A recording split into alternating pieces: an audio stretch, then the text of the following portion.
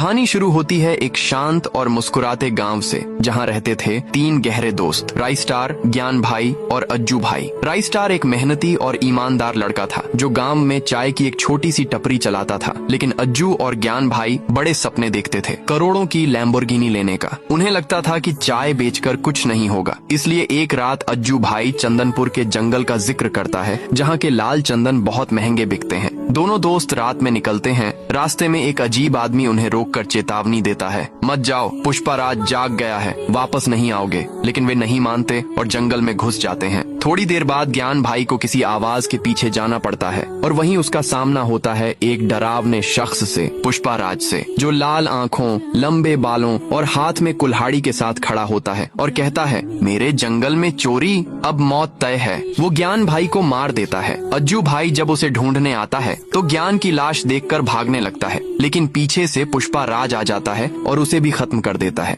अगली सुबह पुलिस राइस्टार को बताती है कि 2 लाशें मिली हैं। वो सदमे में जंगल पहुंचता है, जहां उसे वही अजनबी फिर दिखता है, जो कहता है, कहाँ था ना, पुष्पाराज जंगल का राजा है, मौत उसका खेल है। उसी रात राइस्टार अकेला जंगल में जाता है, पेड़ के नीचे बैठकर गुस्से में चिल्लाता है, पुष्पाराज बाहर निकल, मेरे भाइयों का हिसाब आज होगा। तभी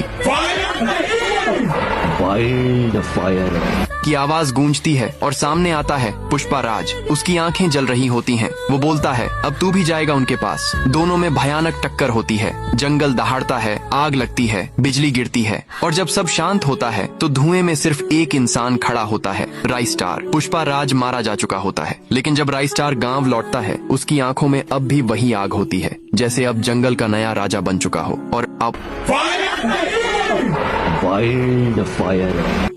की आवाजें फिर दूर कहीं से आती हैं।